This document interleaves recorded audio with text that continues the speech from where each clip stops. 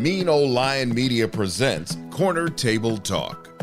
Hello, everybody. This is Corner Table Talk. I'm your host, Brad Johnson. Here we explore subjects related to food plus drink plus culture. And as always, with questions or comments, you can reach me at brad@postandbeamhospitality.com. Innovative, progressive, and shamelessly revolutionary, Aquarius is represented by the water bearer, the mystical healer who bestows water or life upon the land. Accordingly, Aquarius is the most humanitarian astrological sign. At the end of the day, Aquarius is dedicated to making the world a better place. As I was working on the podcast for today, I came across the description of people born under the astrological sign Aquarius. And there it was, a succinct description of my next guest, whose birth sign also happens to be Aquarius.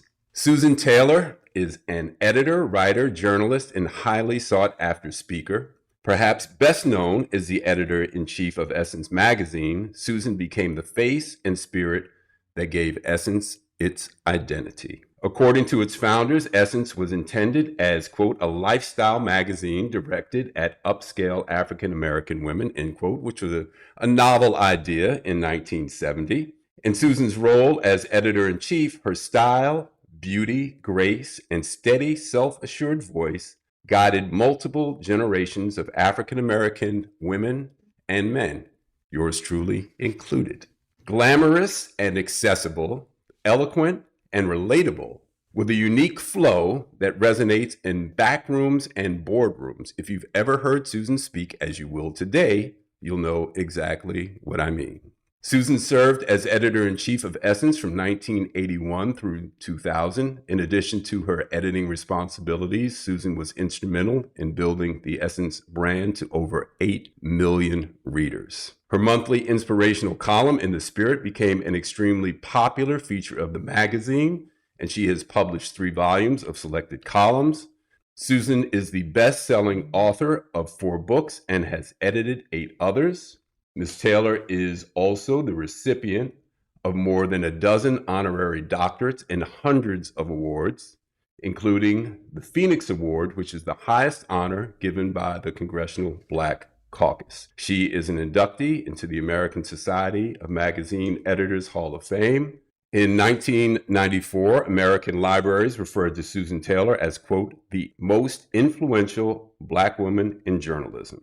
Most recently, she is the founder and CEO of National Care's Mentoring Movement, a pioneering community mobilization initiative that directly addresses the life-shredding effects of intergenerational Black poverty, laying a blueprint for community recovery. Susan is the wife of writer Kefra Burns and mom to daughter Shauna, who is married to my longtime friend, NBA Hall of Famer Bernard King, and they have a lovely daughter, which is Susan's granddaughter, Amina. I am so happy to welcome to Corner Table Talk my spiritual mom, Susan Taylor.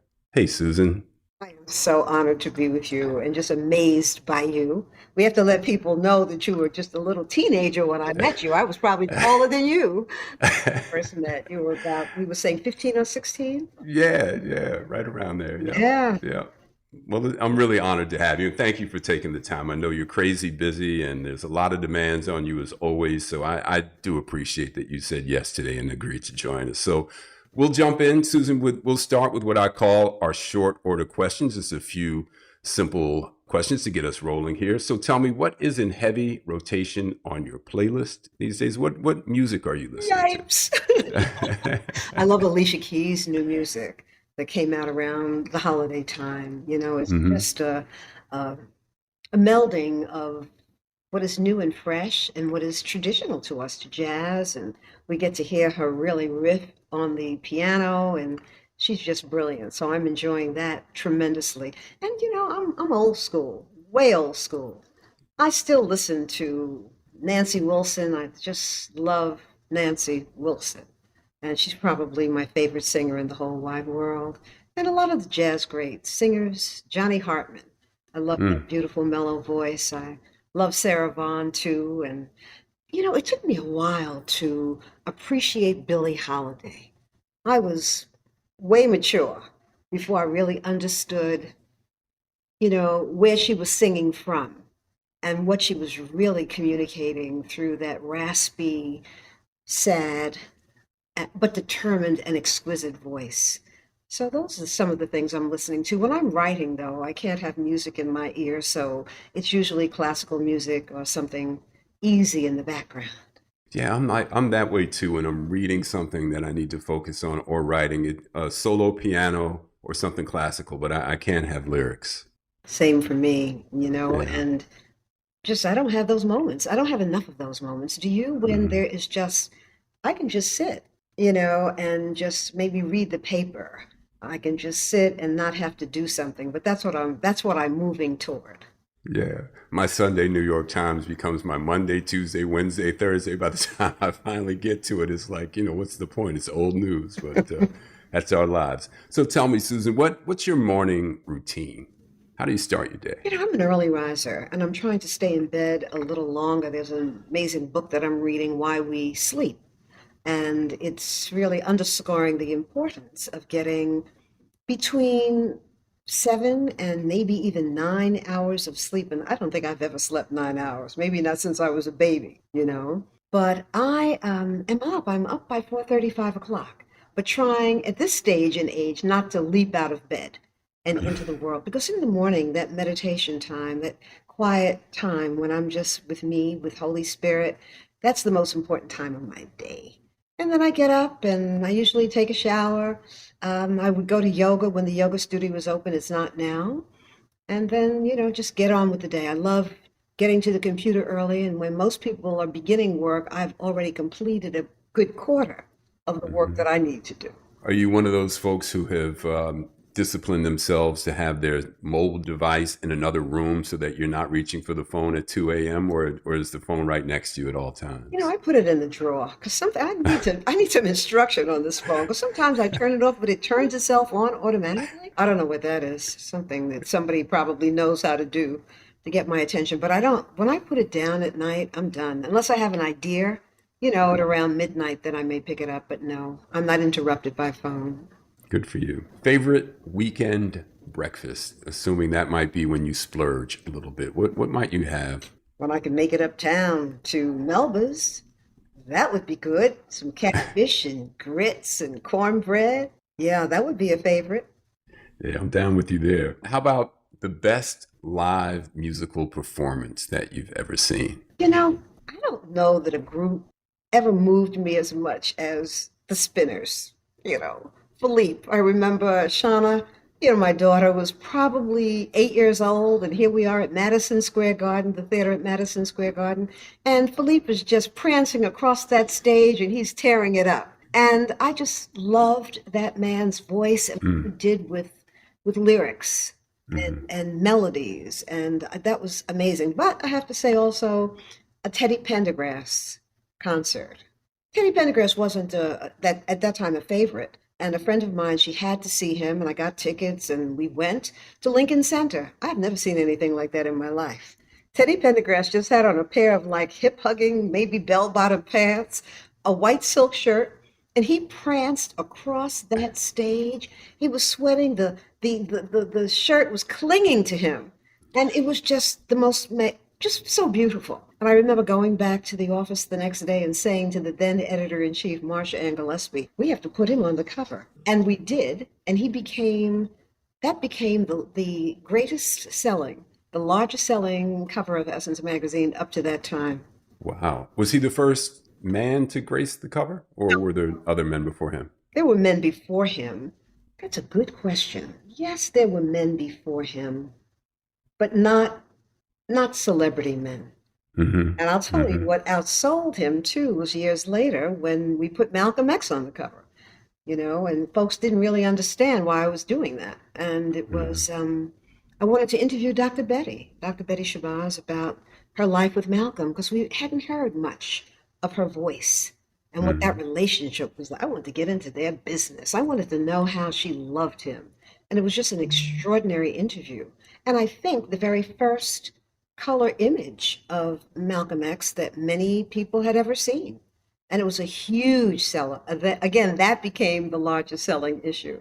of Wow. Essence up to that Well, point. as I alluded to, Susan, as a man, I looked forward to Essence for the stories, for the content, for to see who was in there, see what models were you all were focused on. It was quite an experience to turn the pages of Essence. Essence gave Black women a stage that wasn't available to us before. We had Ebony magazine, and Ebony is always, that's the grandfather, grandmother of magazines, Black magazines. But they didn't do really fashion pages and beauty pages, but we got to see all the celebrities, so that was phenomenal. I still miss, as our folk call it, the Jet. I miss Jet. It was like the weekly catch up. But Essence provided many things for Black women, a stage that, could display the breadth of our beauty, from sisters who were, as black as my shirt, to sisters who were, light skinned with green Mhm. eyes. I mean, just the breadth of Black beauty was on display. And it also gave Black women a voice that we didn't have, and the ability to really speak to one another and to put our issues really make them front and center.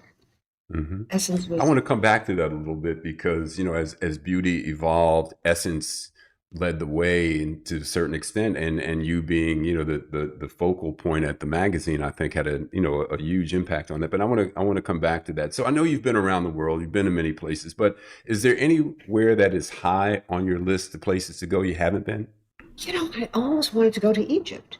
And I didn't think I was going to make that trip because Asa Hilliard, who was leading trips to Egypt, passed away before I could travel with him. And then, as the Mm. Holy Spirit would have it, Alicia Keys invited me to, and never even talk about this, to go to Egypt with her and her family. And my husband Kefra and I, we did that. And so I'm good. I have seen most of what I've wanted to see. Some places I'd love to go back to, but going to Egypt was really, really important to me. Have you been to I Egypt? haven't been to Egypt, and I'm afraid now if I do, it won't be with Alicia Keys. So it's gonna be. I have to pick somebody else and go somewhere else. So, complete this sentence for me. I have little patience for. Brilliance, which sometimes takes time to emerge from people. Mm, And, because I didn't come to my role with all the skills that people thought I should have, it's made me very compassionate and mm. supportive and patient with others. How about a favorite date place for you and Kefra? Is there a place you think of when it's time for a romantic dinner out that you like to go? We love the water and we love beautiful views. So All you mean right. a place that we like, That's good. A place with a view, the water, and yeah, anything will do. just as long as we're together, we're not too picky. There you I go. say you have to be able to love in a not a shoebox, but in a space that's not elegant and beautiful and doesn't give you all the things that you dream of. You have to Hmm. be able to really be with yourself and with others in that kind of space. Love it. All right, last one of these. So, who, past or present, would you most like to host at an intimate dinner party? Dr. Martin Luther King Jr. That's my, I've met so many people. I'm that old, at 76 next week. I've met most of the people who are passing away. I knew them all, most of them. I wish that I had known Dr. King, that I had met him and could have just sat at his feet, really, and listened. Yeah, to think of all that he accomplished and we lost him at such a young age, how much more there was to do. Yes. Yeah. Worn out he was, too, But I'll tell you, uh, Miss Coretta shared with me who I did know and traveled with on occasion. But she shared something with me about him that really changed my life. She said, he struggled as a student at Morehouse. And I was saying, how could Dr. King have struggled as a student at Morehouse when he arrived at 15 years old? And she reminded me that they were sweeping young men out of college and into the war. We're talking about World War II. And Mhm. so they emptied the high schools and sent some of those men who might have been juniors and seniors off to college early. And she said he was at best a C minus student, at best a C student, and often a C minus student. And I said, Dr. King? She said, yeah. But when he went off to Crozier to study theology and he learned about poverty in the world, that's when everything for him shifted. And you know what that said to me, and still does, Brad, even today, that anything that is known is knowable. Anything that you want to know and you discipline yourself enough to know, you can know. So there's no need to compare yourself to anyone else or feel that you're not up to speed. The question is, are you willing to do the work of knowing, of learning? Mm, mm. Being curious. Yeah. Yeah. So, Susan, let's jump in here. First off, how are you? How you look phenomenal as always. I know you said you're coming in on your 76th year. It's impossible to believe looking at you. You look great, but how are you doing? I'm doing okay. People say they're okay when they're not, because nobody really wants to know. You tell somebody, oh, I'm real depressed, they'll say, well, go get some help. But I'm doing fine. It's been a challenging 2 years for all of us. And anyone who says that it hasn't been challenging is probably not telling the truth. And Right. then you look at your life and you look at, in New York City, it's a walking city, as you know. And, looking at the hunger and homelessness and how people are struggling and suffering, I'm like, let me just give thanks for the grace in my life and learn how to be content with this and really going within myself to see what this time has come to teach me. I think that's the question for me, and I'm good. Mhm. I wanted maybe dig a little bit deeper into that because and I have to say, and I think I said this at the top, just the sound of your voice. Anytime I've ever gotten you on the phone, from the time I was young and through the years, when I first hear you answer the phone, there's just such a calm to your voice. It really is. It brings a kind of a peacefulness. Do people speak to you that way about the sound of your voice? Much not. I'm not even talking about the things that you say, just the way that you sound. All the time, but I'm saying that doesn't mean that it's happening inside of me. If I'm telling the truth, I'm stunned when I hear it because I could be going through a thing and they're like, oh, you sound so peaceful, so calm. I'm like, I don't know. It must be a bit of I don't know, but that's The bridge over troubled waters. yeah, Yeah. not always the internal truth. Well, I want to talk about that a little bit because of what we've all been going through these last couple of years. It's just intensified and accelerated a lot of things that were already in the pipeline, but the news became, you couldn't turn away from it, but almost unwatchable at times too. And your whole life, Susan, it seems, and even intensified more lately, has been about just giving to other people advice, spirituality, just guidance. How do you fortify yourself? How do you, and I know you've touched on it, but what do you do to to every day just kind of lift yourself up and get out of bed? The peace is really within. We say that, we read it. I certainly have written it enough times, but taking the time to just be still. In the stillness, that's when life, Allah, Jehovah, Yahweh, God, whatever we call the divinity, really speaks to us. But we're so used to just having noise around us. Sometimes the television and the radio are on at the same time. We're tweeting and its phone is buzzing and ringing. And so we're like in perpetual motion. When it's in the stillness that I find my place and my peace and the answers to what I'm looking for. That's Mm. really what I do. And I love baths. I love laying in bath water. I think that's like maybe a return to the womb in some way and just being still. You know what I found too, Brad? This never fails. Life is always longing to support us. What we do is we don't connect. We don't connect with the source of life. And if we would just stop worrying, and I'm talking to myself right now, and fretting and is the gala going to work? And just say, let me be led by the goodness in the world, by the creator of the world, by the creator of all, and submit to that, everything always, always works out in divine order.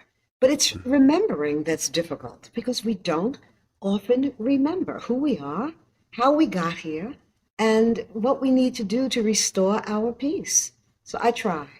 And books, going back to certain readings and trying to remember that we're here on purpose, with a purpose. It's not forever. So just be still, learn what you're supposed to be doing today, and do it. Right, right. I guess too, as I'm thinking about, what you're saying and listening to you, part of the challenge, I think, in trying to find that the peace and that stillness is the drive and the ambition that we feel to, get out in the world and compete and succeed. And is what I'm doing working? And as you mentioned, is the national cares, is the gala going to work? There is this kind of cycle of information that flows through our brains constantly. And it is hard to shut that off, but it is okay to sit still and do nothing for a few moments to kind of rest in that peace and let the rest of it catch up to you in a way, I guess. That's right. That's exactly right. To just do nothing and allow. If we would just allow life to have its way with us, allow the creative energy, the divine source. This is no kind of esoteric, information. We can't, science can't even explain life, can't explain how we got here, can't explain consciousness. So we're more than we seem. We really are human and divine. And we learn about our humanness all the time, when we hurt ourselves, when somebody hurts us, when we lose our way, when we're sad. That's the human side. And there's no escaping that. Life is fraught with challenges, and you have joy, and you have, sadness, and you have losses and gains and triumphs and failures. All of that is in the mix of life. There's nothing you can do to avoid that. But what we Right. don't learn about is the internal source, the things that are within us that we can always rely on, and how to connect with it. And it doesn't mean you don't have to go to a mountaintop. You don't have to get into bath water. You don't need a mantra, a prayer, or anything to get in touch with your source. It's what you just said: silence, sitting in the stillness, doing nothing, and listening in and allowing. Good words, and it does take practice, like anything else. And but I appreciate what you have to say on that in that regard, Susan. I want to take a step back here just for a couple of minutes, and your career has been so well covered. I don't want to spend too much time on that, because I'm sure the folks that are listening to this program know well who you are. But still, just for context, I mean, you've stated your age, and that means that in the '60s you were coming of age. And, in 1968, I mean, the 60s was a tumultuous decade, obviously. And in 1968 alone, we lost Dr. King, Robert Kennedy. The Vietnam War was raging. There were the student protests all over the place. That summer, Tommy Smith and John Carlos bowed their heads in Mexico City and raised their gloves on the podium. Music was incredible, though. You had the Beatles with Hey Jude, Otis Redding, Dock of the Bay, Jimi Hendrix, Sly and the Family Stone, The Fifth Dimension. I mean, what a rich period with so much going on. And here you come deciding to focus on fashion and beauty, right? As a 20-something-year-old. So what inspired you in that way? What got your attention about fashion and beauty? Failing as an actress. you know.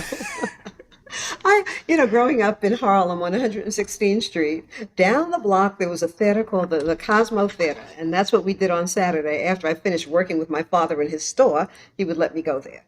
And I looked up on the screen one day, Brad, and I saw Dorothy Dandridge and Carmen Jones and lost my mind.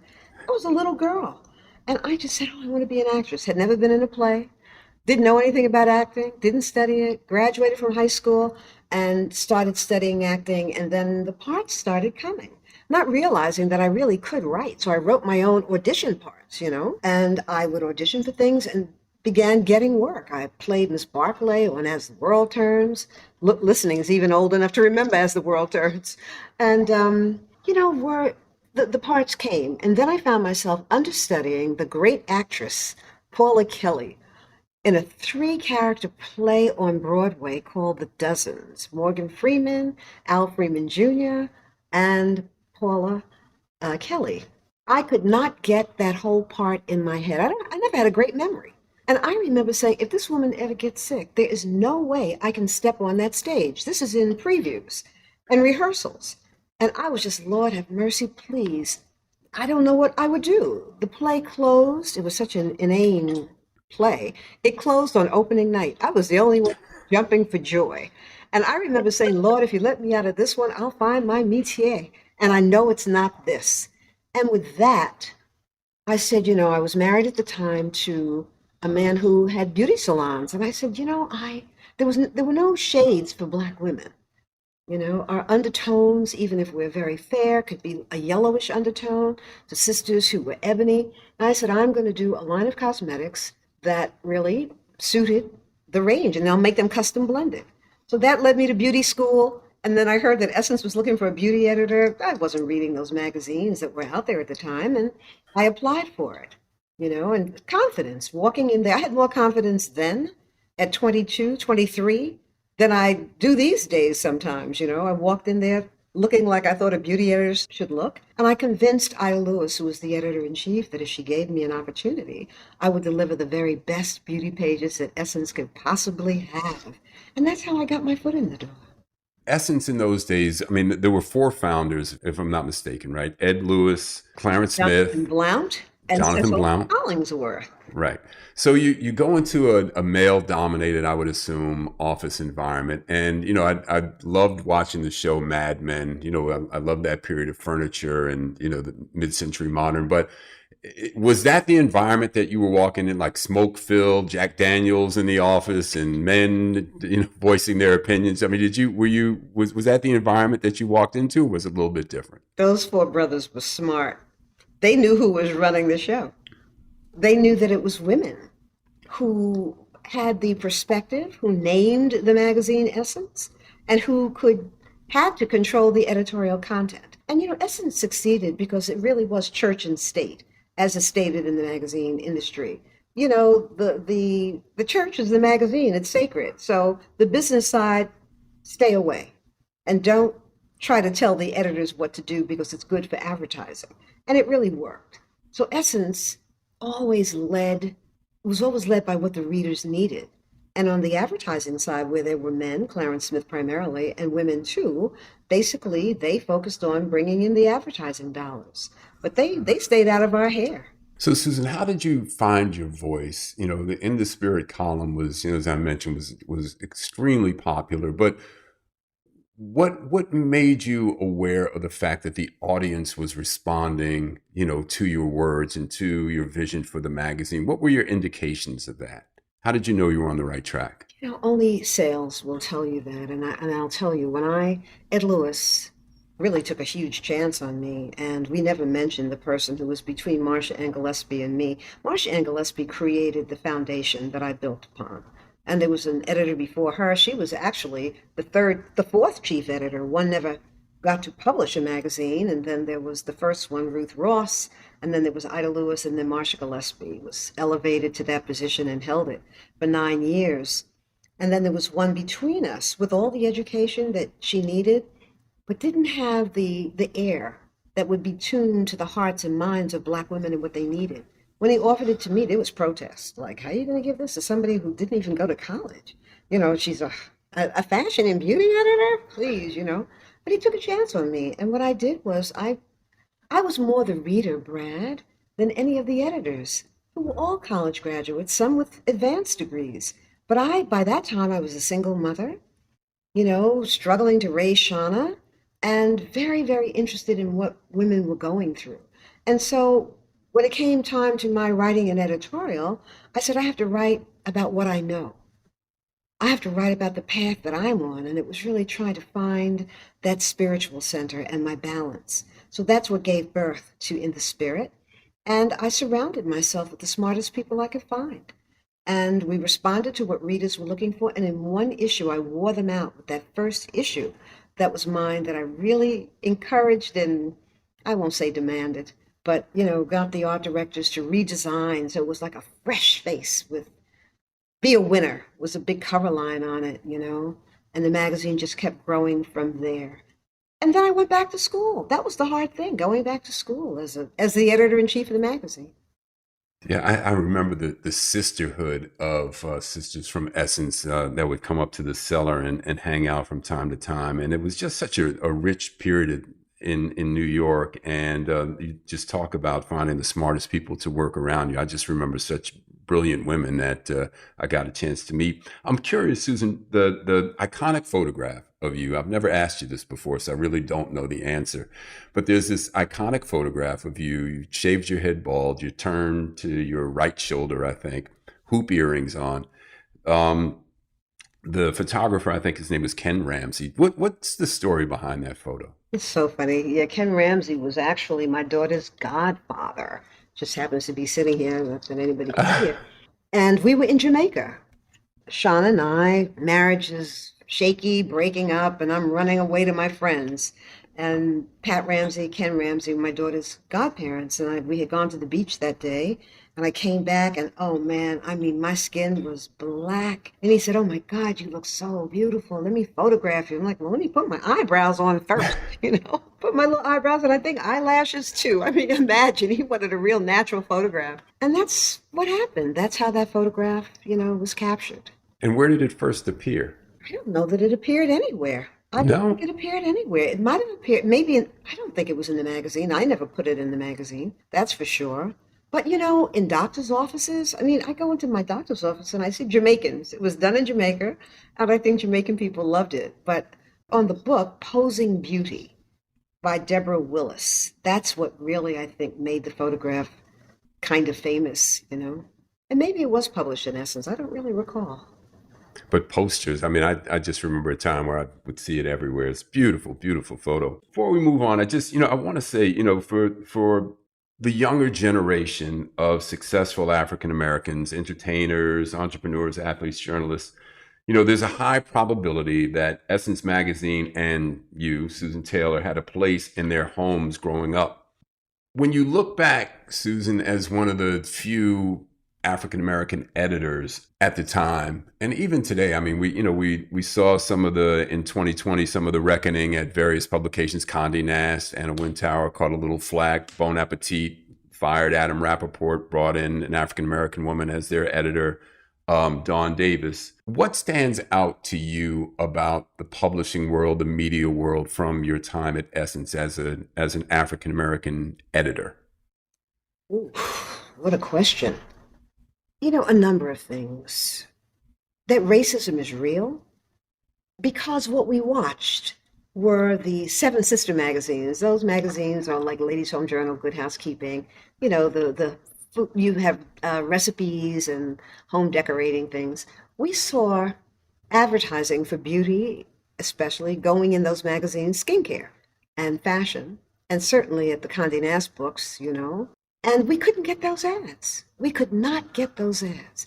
And I remember Ed Lewis, our publisher, going to meet with a very well-known leader of a major, major cosmetics company saying, "Look, we have the audience. Your fragrance is the premier fragrance among Black women, and you should be in Essence Magazine." His response was, "We know that, but we believe that Black women aspire to have things beyond their reach.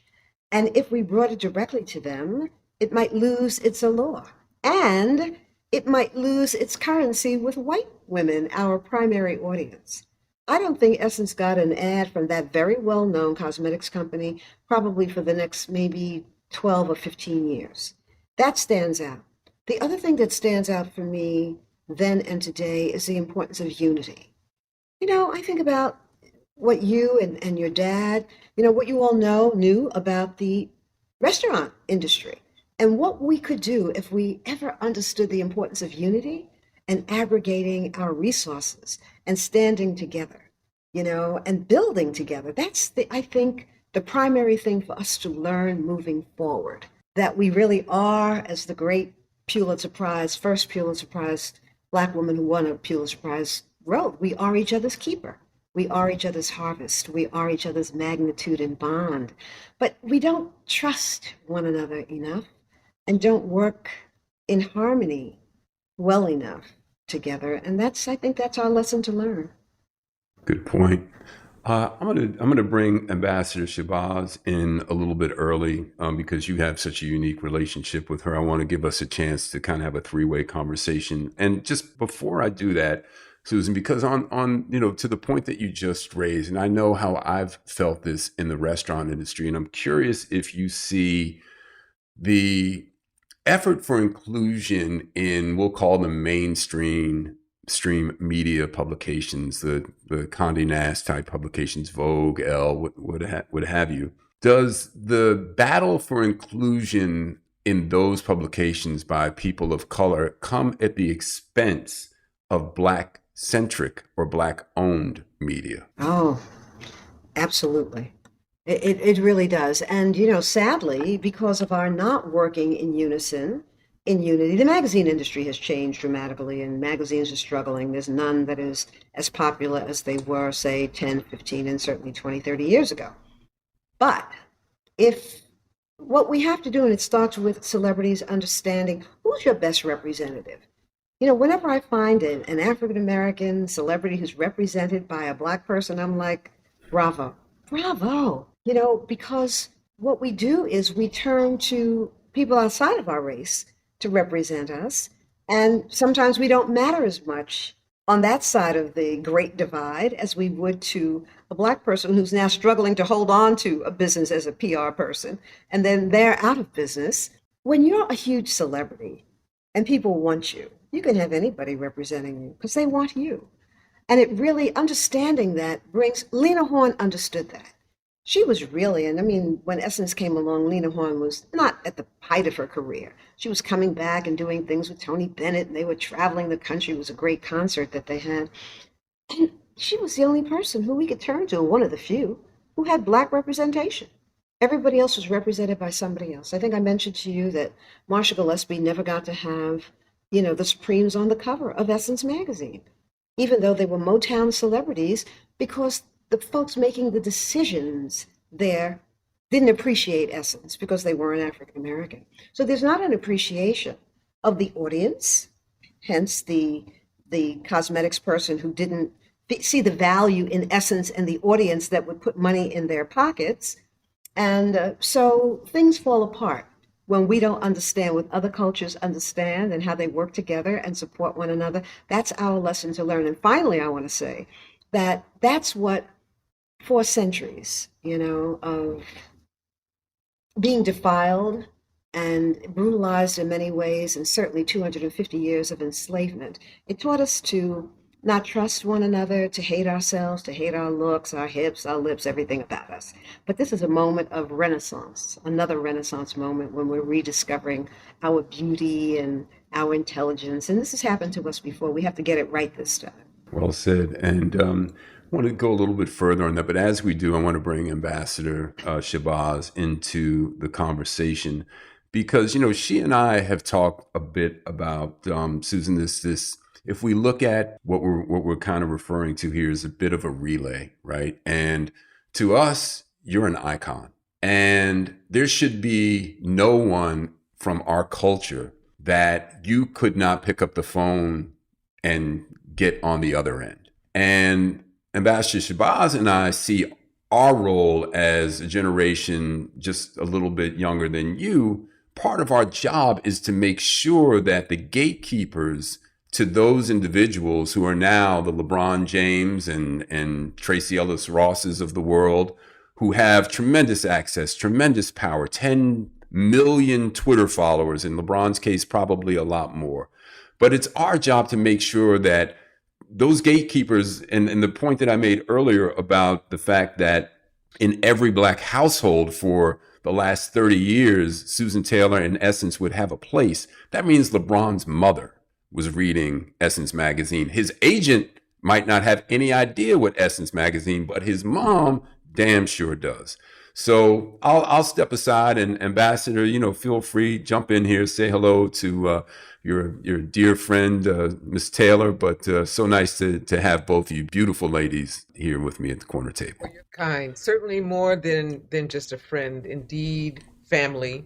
Someone whom my mother loved as well and was so dedicated to and proud of. And, one of the things, Lady Taylor, is you always offer such an authentic eloquence of a soul in perpetual evolution. And then you share the honesty of those phases and insights with so many. And I'm listening to your conversation now, and I just want to say how thankful I am that we got you here, and you said yes to the corner table talk, knowing how full your table is, and the wisdom that you've shared with that very calm voice that Mr. Johnson relayed and referenced is the calm flow that you've offered, the confidence, that the welcoming of your nature for 40 years, as long as generations know you. They're defined by your pace. And while you yourself were a young woman on a journey, you opened it up and enabled people to join you. And so I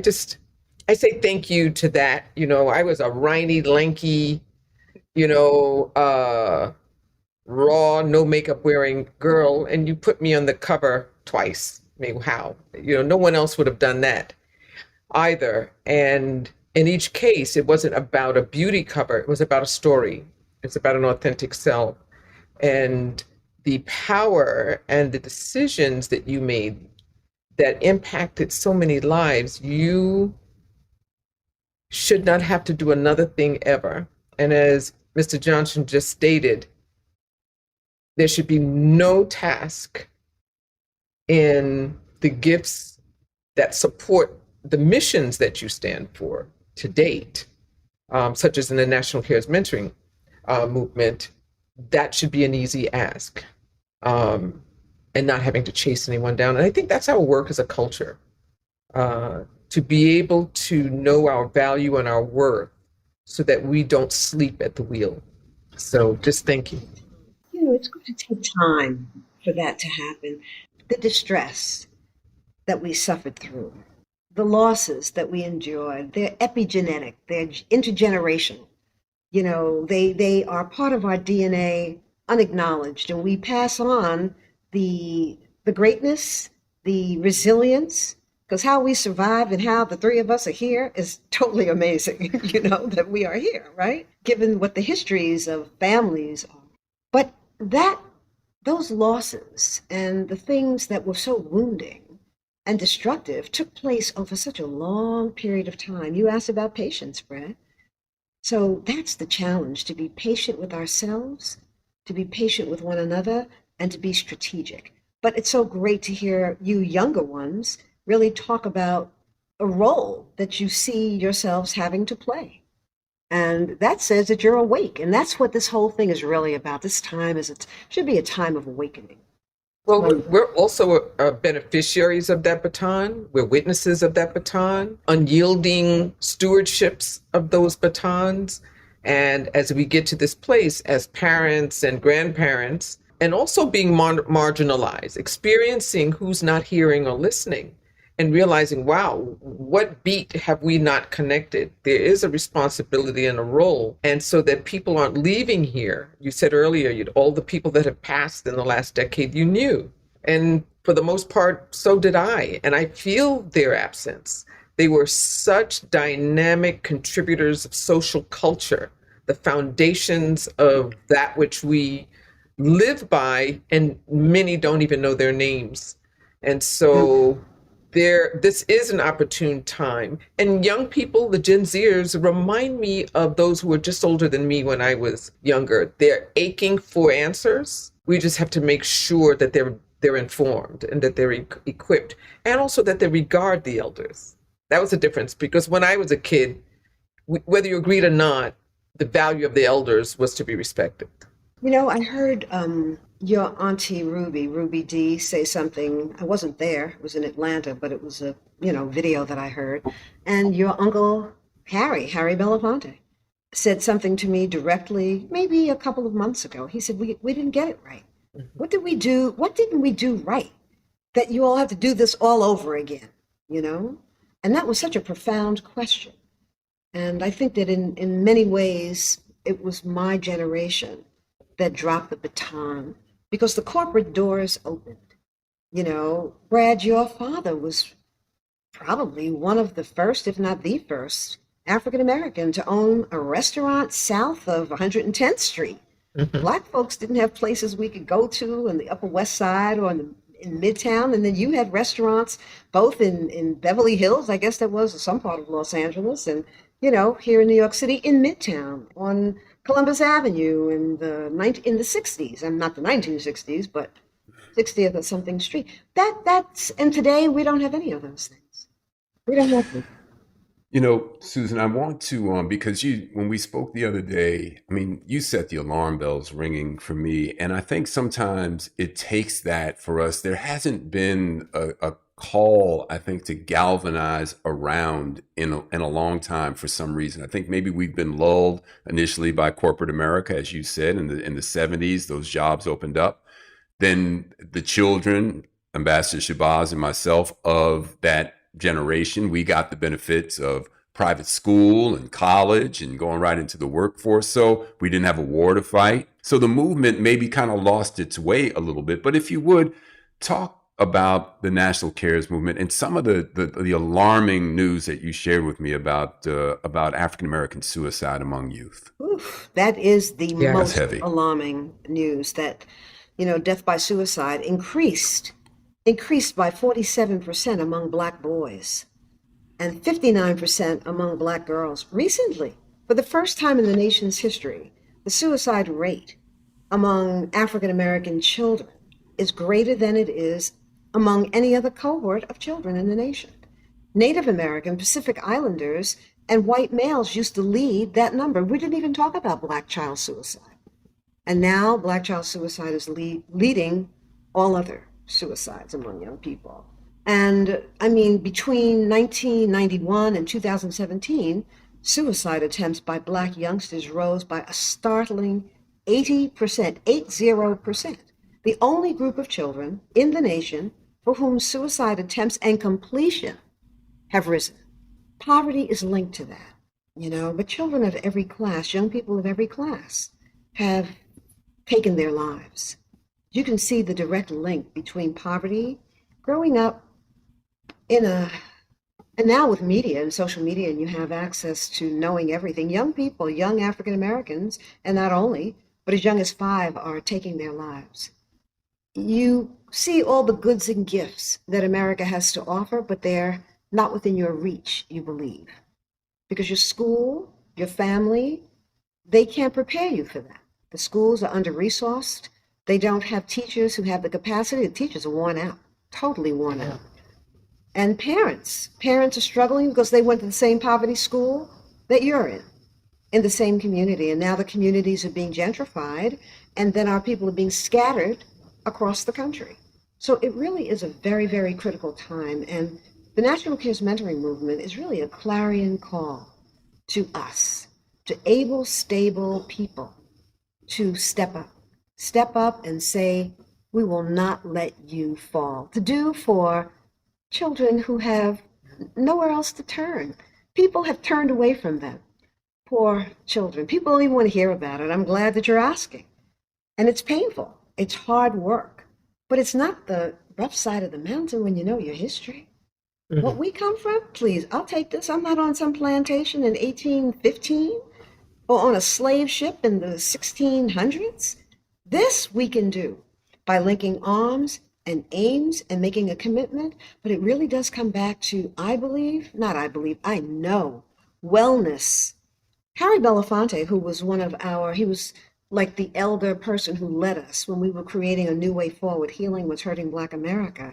He said so profoundly, you'll never be able to heal what's hurting your children until you attend to healing what's hurting yourself, hurting you. That's it. So that's our work. Our work is really, the National Cares Mentoring Movement really began by recruiting mentors, training them, and then deploying them to where they need to be. In low-performing schools where our children are reading, they're putting them in high school and graduating them reading at a second grade level. You know where they're going, to prison. You can't apply for a job reading at a second or third grade level and get it.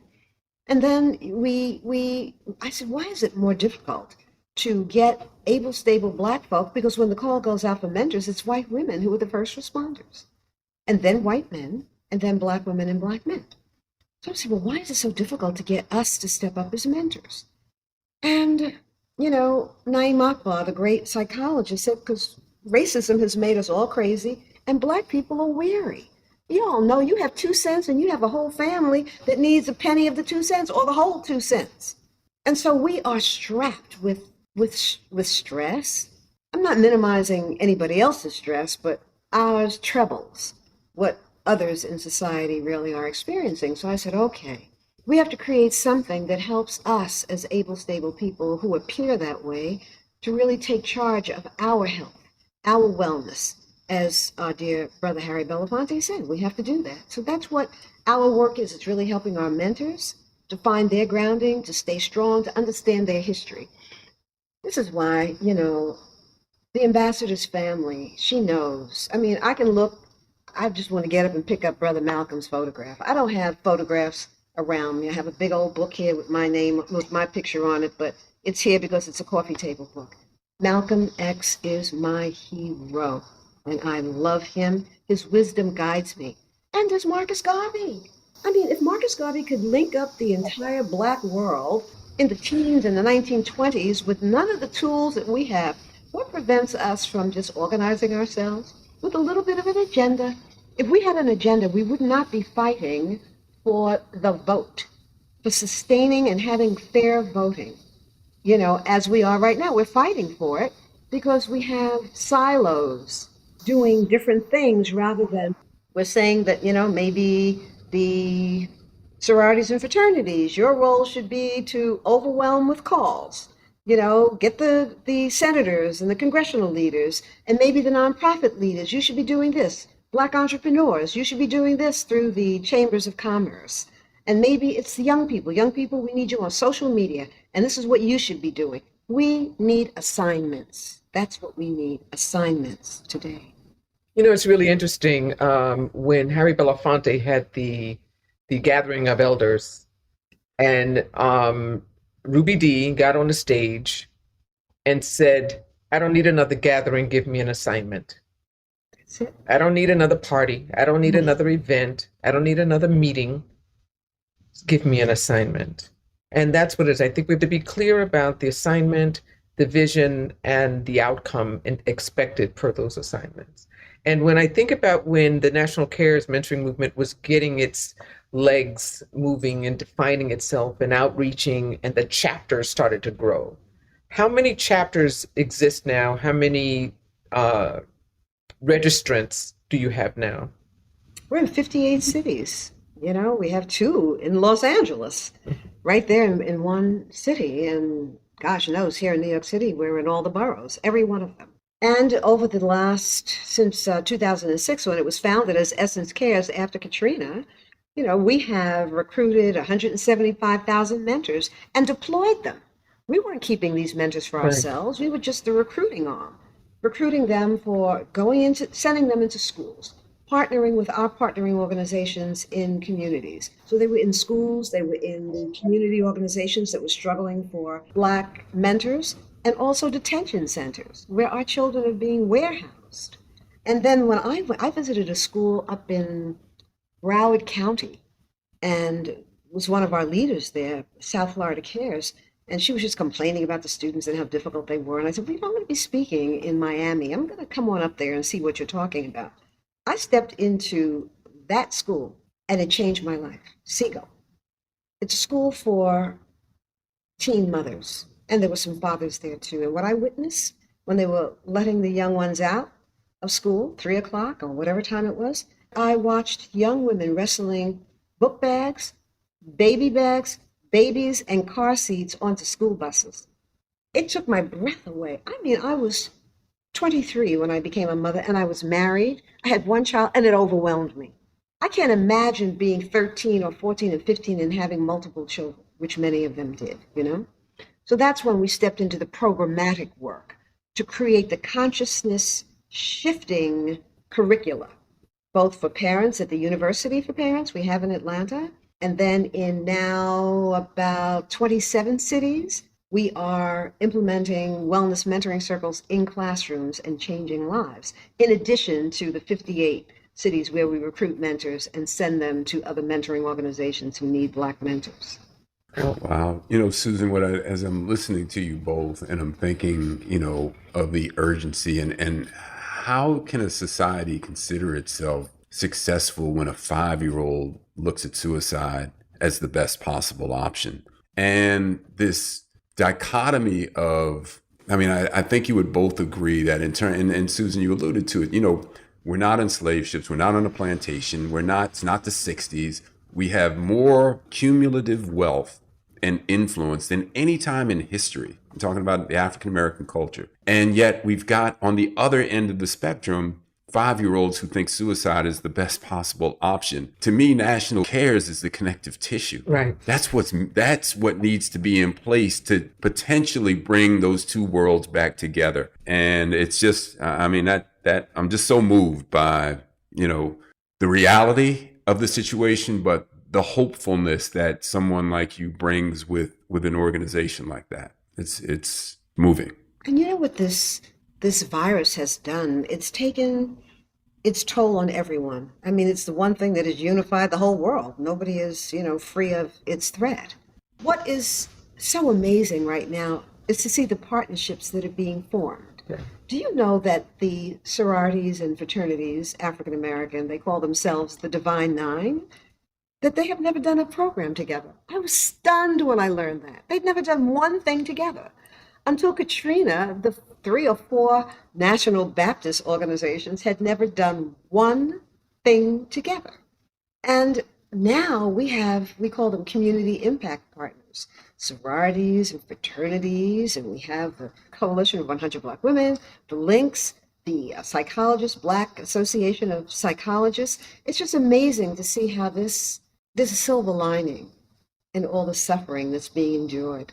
And we really are learning something about how to be, who we are, and how we need to be. And I'm really trying to pay keen attention because I want the suffering to end. And I think as we awaken and we learn the lessons that life is trying to teach us, that things will ease and get better. We are each other's keeper. Ambassador, we're winding down, but I want to give the floor to you for a moment. Well, we've talked about the heavy lift.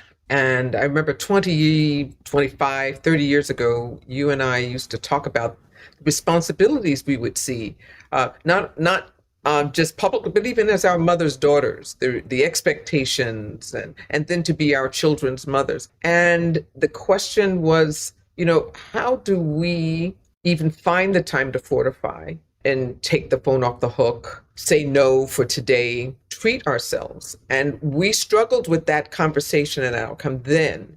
But I know we are all working. I'm listening to you year after year and the trips that you plan to take and the ways that you dedicate downtime when you have to. How do you pursue and decide when that is vital? What I'm saying to myself is I don't want to have to get sick to do the right thing for me. And pain is one thing. It's information. It's the way that life speaks to us. I mean, we're all going to leave here because something happened, some illness or some accident. The body must have rest. The brain, we have a mutual friend, 3 of us know and love her to pieces. And I'd say 6 years ago, she was in here wearing me out, right in my living room, telling me this, that, and the other thing, and we need to do this with cares. And today, she doesn't even know me when I go to see her in the nursing room, and she's 10 years younger than me. And what she started saying was, I fried my brain. She would not stop. And that's part of what I think so many of us are being, I don't want to say guilty of, but we don't know when to stop. We don't do this. This is what I'm telling myself, so that I don't have anxiety about this gala, because I have it, and I don't want it to overwhelm me. We're only instruments. We're vessels.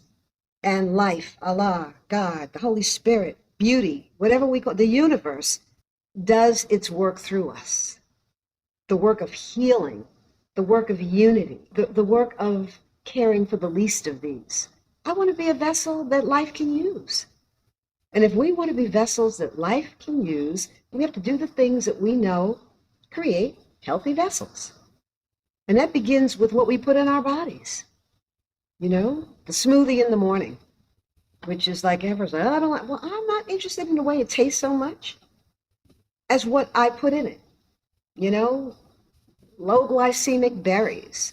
So it's not like loading our bodies up with sugar in the morning, and hemp seed and flaxseed and a little bit of coconut butter for elimination and smoothing everything out. And just really thinking about that. Exercise is important. The gym is right in this building downstairs. I haven't been there in about 3 days. I'm going to go today based on this conversation. And it really is, finally, I want to say it's you first. And that's what we have to tell ourselves every day. And to Us, especially to Black women, that's sacrilegious. To all women, you don't come first. Everybody comes before you. It's the way we're raised. We take care of everybody and we neglect ourselves. You first, and then the family, and then the work, and then the community. But it's you first.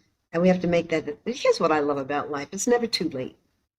It's never too late to begin again. Every day we have another opportunity to just say, I'm reset.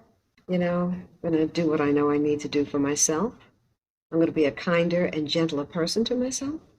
And I'm going to give the best that I have of myself to my family, my community, and to society.